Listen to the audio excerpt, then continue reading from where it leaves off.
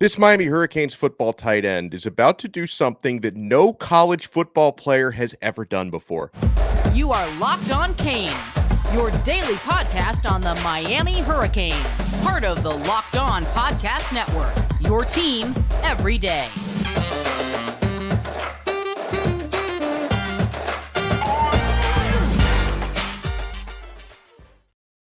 Cam McCormick is coming back for season number 9 in college. He's been doing that almost as long as I've been doing broadcasting. I am Alex Donno. I'm a University of Miami alumnus, longtime South Florida sports radio vet, and contributor to allhurricanes.com. Thank you so much to the everydayers for making Locked On Canes your first listen. We are available free wherever you get your podcasts. We're free on YouTube, part of the Locked On Podcast Network, your team every day. We didn't get enough of the recruiting overlord yesterday, so we're running it back today. We're going to talk with Brian Smith, and he's always brought to you by LinkedIn. These days, every new potential hire can feel like a high-stakes wager for your small business. That's why LinkedIn Jobs helps you find the right people for your team faster and for free. Post your job for free at linkedin.com/lockedoncollege. Terms and conditions apply. It's not just the Cam McCormick news. It's also Miami recruiting all over the Southeast, all over the country. Mario Cristobal and company went in home with one of the top players in the class of 2025, recently decommitted from Alabama. You got the big junior day visitors list coming up. But Brian, I want to start off with Cam McCormick, who his 9th season of college football, that is a new record. His 8th year last year was tied, with another player from somewhere, but the 9th, he is now in sole possession of, he is the Van Wilder of college football. He's been doing this a long time. It is an incredible story because, number one, there's a lot of misfortune that he's overcome. Yeah. And then the second part, the loyalty between him and the Miami staff going back to his days at Oregon. This is about as rare as it gets. And I know a lot of people are like, man, just move on. But he likes it there. There's a reason. He's getting educated. He's getting degrees. I think it's a great story. And he can also be the conduit for guys like Riley Williams to continue their career and get better. I mean, Riley's very talented. He's the next guy up at tight end, probably. Jackson Carver's in that class as well. Look, this is an important thing for college people to understand. Not everybody goes to the NFL. I doubt Cam has a long NFL career. Get your degree, build connections, set yourself up for the private sector, going into government, whatever it is. Cam McCormick is a great, great story. Yeah, and you talked about some of the reasons why he decided to come back for the 9th year. First of all, why he's able to come back for the 9th year. You talked about the misfortune. The reason why he's been granted so many medical red shirts is Cam McCormick, who was actually recruited by Willie Taggart at Oregon. He was at Oregon before Mario Cristobal was the head coach, which is crazy. 2016. He was in the class of 2016. So Cam McCormick has had 4 full seasons where he was injured, unable to play. Had a very serious broken ankle early in his career that cost him 3 years, because I don't know if they kept messing up the surgeries, but it was just a lingering issue. Finally, once he got healthy from the ankle, he had a ruptured Achilles and missed a 4th full season. So just terrible misfortune. And Mario Cristobal was his head coach for most of that time. And so you mentioned the loyalty he feels to Cristobal, because Cristobal had loyalty to him throughout that process. The other thing is McCormick mentioned this in an interview with Kane Sport. He, and I can't disagree, thinks the Miami Hurricanes could be really good next year. And so if he thinks this team could make a special run, he wants to be a part of that. Now, you talked a little bit about the on-the-field stuff as well, Brian, and I'm already I'm afraid to go back and look at the YouTube comments that people are going to make about this topic, because I see just so much garbage from certain alleged Miami Hurricanes fans that are trying to trash this man for coming back to play another year. Okay, because I think they're worried about him, taking reps away and taking the starting spot away from a younger tight end. Couple things to consider, guys. First of all, if he actually is the best option to start and get reps and protect Cam Ward, then, if he really is the best option out there, wouldn't you want the best guy on the field? And guys, if you're so worried about the other tight ends getting playing time, they can beat him out like that. Mario's not just going to hand this guy 12 to 15 starts next year. If Elijah Arroyo or Riley Williams or Jackson Carver or Elijah Lofton, if these guys are taking reps away from Cam McCormick, everybody wins. I think you said it all. May the best man win. Yes. And Miami runs a lot of packages where they could use 2 tight ends. Maybe he's the block. He played some H-back last year anyway, but they would probably use Riley in a passing situation a little bit more, and maybe in the same lineup, and maybe he's in the slot. It'll work itself out, but it's not just like, well, you're only allowed to play one tight end on a play. Right. Cam could be a fullback, he could be an H-back, he could be the inline tight end, and Riley could be somewhere else or vice versa. That's just one example. They'll get plenty of playing time. So we have so much recruiting to talk about with Brian Smith. Let me just let you guys know some of what we have on the table on this episode. And listen, I support Cam McCormick coming back for another year. I think Brian does as well. I'm happy for this guy because, like Brian said, probably doesn't have much of an NFL future. So if he can get one more year out of college, good for him. We are going to talk on this episode about stud class of 2025 recruits like wide receiver Jaime Ffrench, who recently decommitted from Alabama after Saban retired. Mario Cristobal went in school with him in Jacksonville, along with four-star safety Hylton Stubbs. These guys were teammates of Derek Plaz at Mandarin in Jacksonville. Miami has a linebacker visiting today, and in a little over a week, you've got an absolutely loaded junior day coinciding with Battle 7-on-7. So there's going to be just a ton of unofficial visitors coming to the University of Miami next week. We have so much to get to. My friends, we're only getting started. You want to keep it locked right here on this brand new episode with the recruiting overlord of Locked On Canes.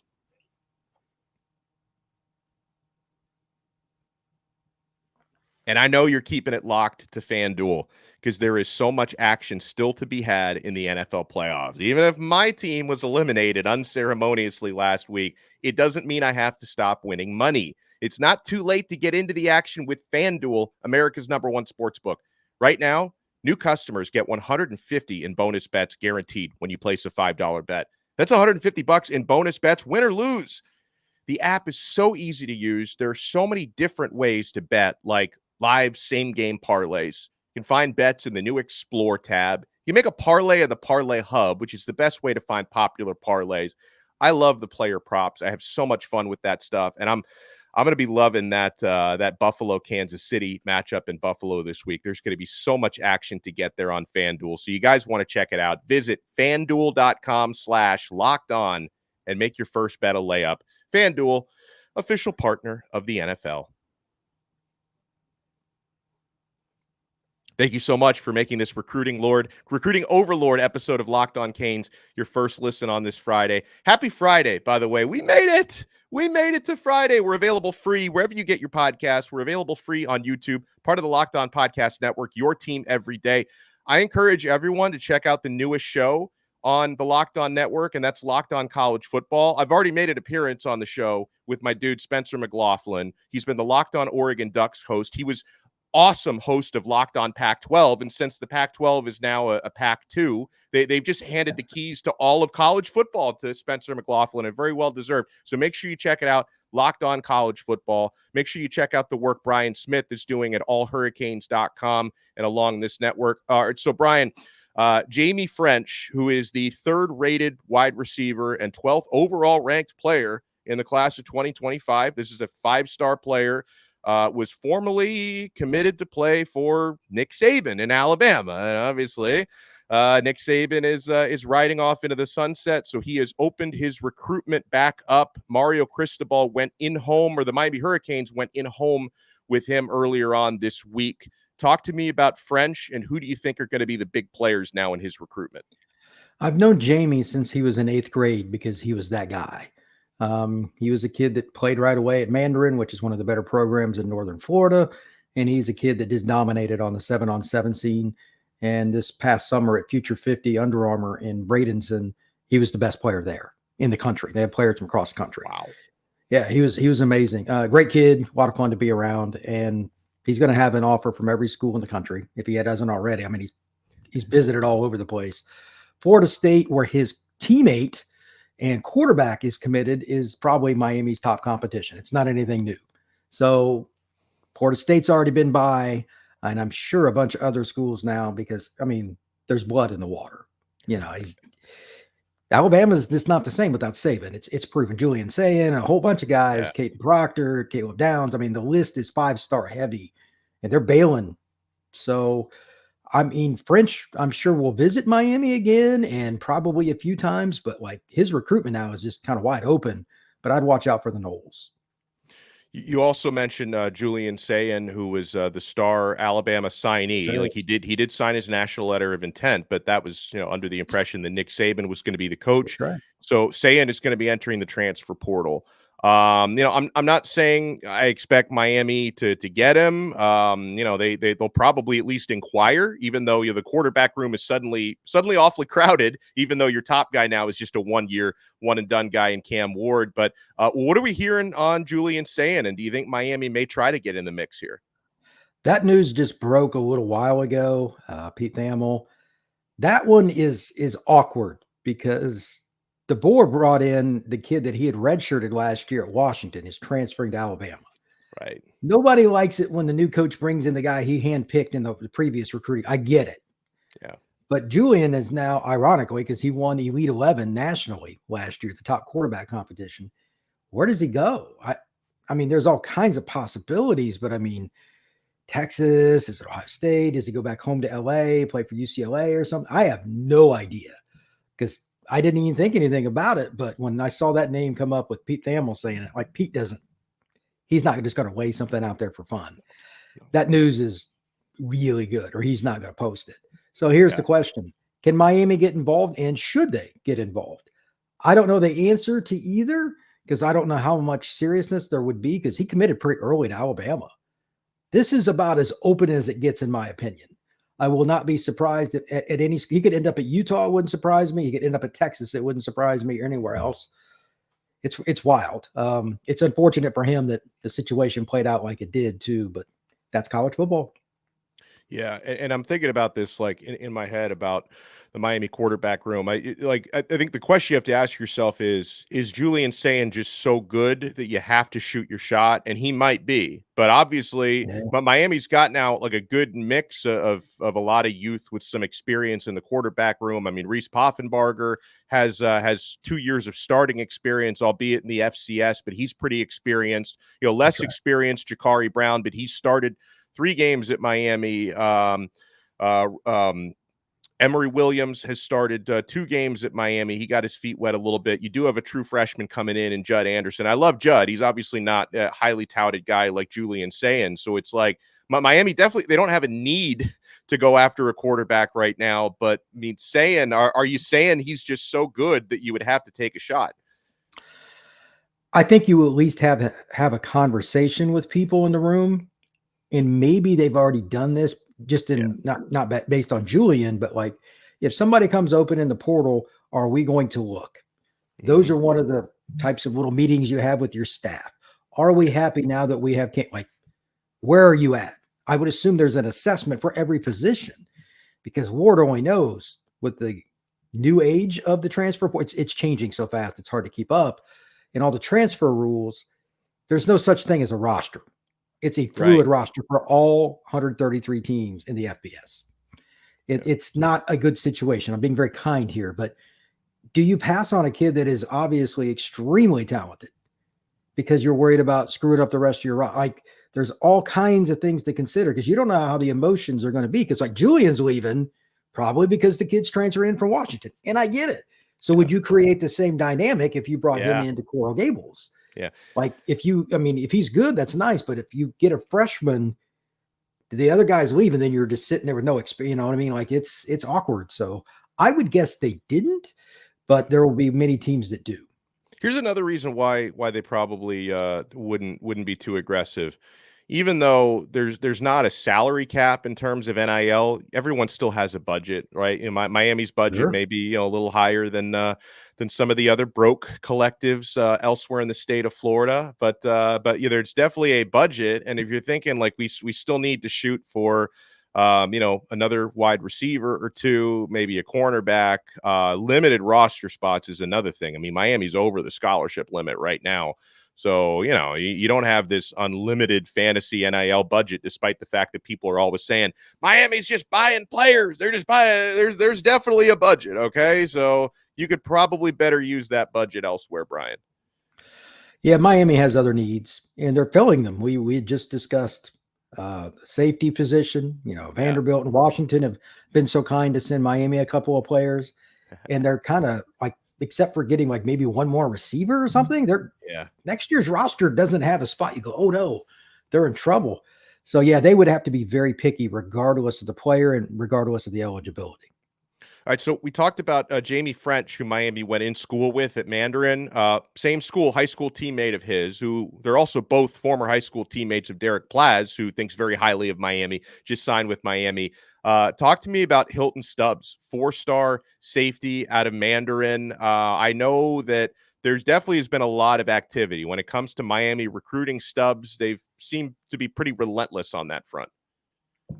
He played in a game in South Florida in the playoffs, the game before the finals, and he had 2 picks. Both of them were tremendous. Wow. One, he took one off a kid's head, and the other one, he came across the field, and I don't know how he read the play because he was the backside safety, and he picked off a pass on a slant, and it was a diving catch. Like they were both highlight reel plays right in front of me, and I'm like, I knew he was good because I'd seen him play, I know him, etc.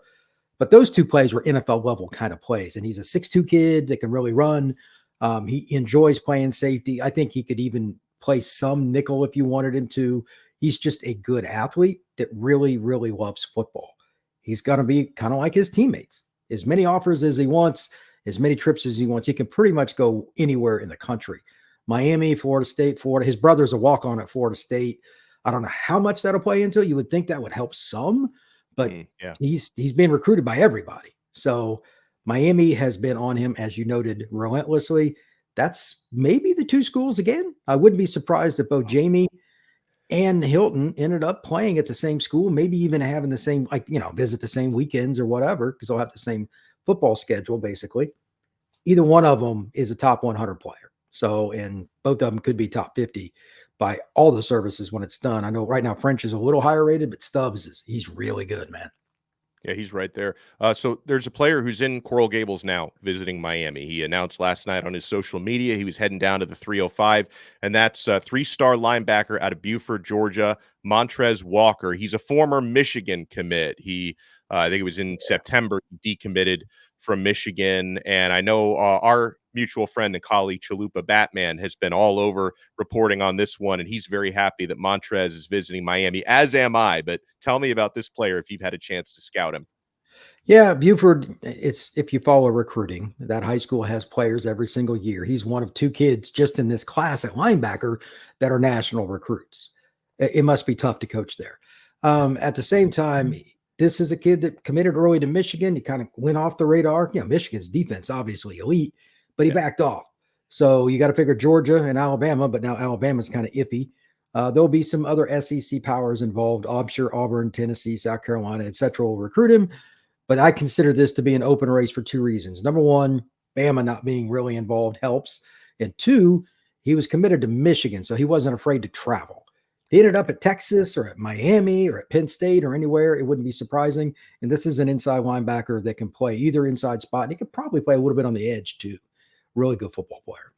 There's more future visitors coming up at Miami because it's a loaded roster for Junior Day on the weekend of the 26th of January. So we have so much more to get to, my friends. We're not done yet. You want to keep it locked right here. The recruiting overlord and my colleague at allhurricanes.com, Brian Smith, is with us on Locked On Canes.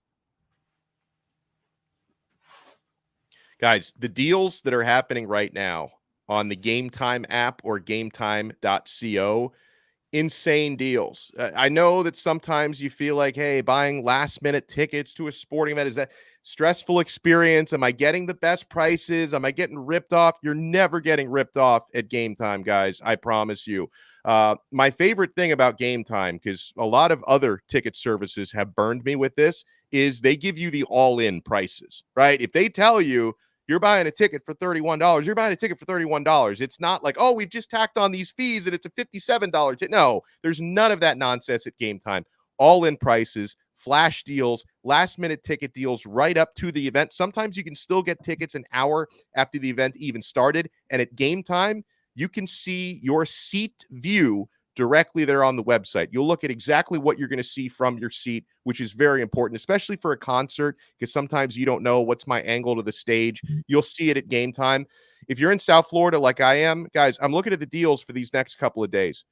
In fact, tonight, you've got 2 home games for local teams. Miami Heat hosting the Atlanta Hawks. They've got tickets starting at $39 at game time. Florida Panthers hosting the Minnesota Wild. They've got tickets starting at $20 for that tonight. So you're going to want to check this out, guys. Download the Game Time app, create an account, and use code LOCKEDON for $20 off your first purchase. Terms apply. Again, create an account and redeem code LOCKEDON for $20 off. Download Game Time today. Last minute tickets, lowest price guaranteed. Thank you so much for making this recruiting overlord episode of Locked On Canes your first listen today. Did I catch you opening up a granola bar? Like I could hear like you were ripping something open there, Brian. No, not a granola bar. I probably should be, but that's another story. Fair enough, man.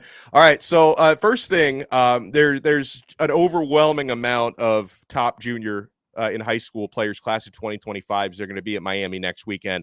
Let me ask you about this guy first because of the family ties. 5-star defensive back DJ Pickett, he's the cousin of Booker Pickett, who's coming in Miami in the class of 2024. And we're going to be interviewing his uncle, just so you guys know. Booker Pickett Sr. is going to become Booker's dad, and DJ's uncle is going to be coming on this show on Tuesday. So we're going to talk to him about all of his relatives and about his own time playing at the U. But what can you tell me about DJ Pickett, and who else do you think is in the mix for him? DJ Pickett is the rarest of the rare. As an 8th grader, I would have taken him. As an 8th grader, he played corner. He was one of those kids that developed early. He was over 6'1" as a corner in Tampa and was dominant playing high school ball in Tampa. Wow. As an 8th grader. He's played free safety, receiver. The only real question with him isn't which school or whatever. It's what sport. Baseball and track. He can do either one of those too. He's 10'8" in 100 meters at 6'3.5". So in his center fielder, he can track down anything. He runs like a deer. So I've covered games for him. When he walks out there, it's obvious that he's a guy because he's so much bigger and so much more athletic. I covered a game with him in 7-on-7 where they didn't throw one time in his area. I filmed every play. I was so mad I can't even put it into perspective. I didn't get one good clip. I even joked with him about it after the game. I've covered DJ for 4 years. He's a kid I know very, very well. Real quiet, subdued. Nobody will know, myself included, until he decides. He's that guy. He's just naturally subdued. And that's just DJ's personality. He knows he's elite, but he's very competitive. And he'll just kind of go through the process. I don't know if he'll commit early, but I think this is a signing day deal. Miami will be in it. They're all over him. And I'm sure Booker's talking to him. I'm sure he is, and I certainly hope he is. So we've talked a lot, Brian, about I give so much credit to Derek Nicholson, Miami Hurricanes linebackers coach, who seems to have the same Mario Cristobal work ethic on the recruiting trail. He's all over the trail. There's a ton of linebackers coming down for junior day, and the headliner of that list is 5-star linebacker Zayden Walker out of something called Schley County in Georgia. Do I have that right? Tremendous player, Brian. What can you tell me about him? Inside, outside, I do not care. Just sign him. So he could play either one. He has the range, kind of like DJ 6'3.5" and a safety. And DJ can play some corner too. Yeah. This kid can play multiple spots. You just figure it out. Get him on campus. Miami is using multiple fronts. I don't think there's going to be any problem with him moving around, and he could be a blitzer. He could be your 1st and 10 middle linebacker, whatever you want to do. Georgia, Auburn, Bama, all those kind of schools are going to be involved. But Miami getting him on campus early, that's a sign. Like those kind of kids from the middle of nowhere, Georgia, they don't visit Miami. They don't visit Florida State early. Georgia, it's usually just kind of SEC right there. This is a good sign. I'm curious, out of everybody visiting, like I know Pickett's going to have an interest. Miami's recruited him forever. What happens with this kid after the visit? I'm more curious about than any other player that visits. I like that. Let's talk about some South Florida kids. Chris Ewald, Brian, is someone who's been on Miami fans, those who follow recruiting. He's been on our radar for a really long time. And of course, being a Chaminade standout defensive back, was committed to Michigan for a long time. He did decommit from Michigan, I think just a few days ago or earlier this week. He decommitted from Michigan. So he's now kind of quote unquote officially in play here. But even while he was committed to Michigan, there was always a lot of buzz about Miami trying to flip him. Do you think that could happen? Absolutely. Look, Harbaugh's not going to be there. Yeah. I'm not exactly breaking any kind of special news.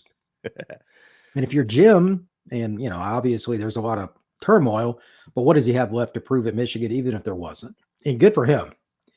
But Ewald was committed to them very early because they got on him early. They did a great job, but Miami never gave up. And he's been to campus. Miami's been by the school. Of course, that's the same school as a bunch of kids that Miami recruited last year. They're not exactly unfamiliar with the territory. This is a lockdown corner. You can never have enough. Miami is famous for getting South Florida corners. This is the next one they got to get. Big time recruit. And I'm guaranteeing that Florida State and Alabama, everybody's still going to come after him too. But this is Miami's turf here. They should win this battle. So speaking of Miami's turf, I got to ask you about this guy because I know my pal Steve-O from 365 Canes Football is a big advocate of Naeshaun Montgomery from Miami Central, wide receiver. He's going to be over. He doesn't have to travel very far. He's going to be here for Junior Day. What can you tell me there? Length. He's 6'2", 6'3", has the arm length that you're looking for. Very smooth route runner, and he's a kid that's kind of a new kid on the scene. He was in one of the schools, Cardinal Newman, originally. He's transferred down, but he was really good at Future 50, like Ffrench. He can play for anybody. He can be your outside receiver. He's built similar to Jacoby George. That would be my best comparison. Yeah. Just has natural hands, really smooth. Everything he does in terms of movement is fluid. You can't teach it. And he still needs to add weight like a lot of kids do, but he's still got another year of high school. He's going to be a really good college player. And again, another kid in your backyard, man. These are important recruitments. Great stuff here as always from Brian Smith. Well, I'm sure we'll talk again about even more of this Junior Day stuff before it takes place next weekend. You can follow him on X at FBScout_Florida. Check out his work. You can also check out mine there at allhurricanes.com. And you can watch Brian breaking down recruiting all over the Locked On Podcast Network. Mr. Smith, thank you so much for taking the time, sir. Thank you very much. Take care. We will talk to everyone again. By the way, later today, I should say this, live at 3:05, we are going to be chatting quarterbacks with Malik Rozier. My understanding, Malik has just locked himself in a room for the last few days, and he's just been watching every highlight and every piece of film available of Cam Ward. And so former Miami QB1 is going to help me break down the next Miami QB1. We'll be live today at 3:05 on another episode of Locked On Canes, part of the awesome Locked On Podcast Network. Your team every day.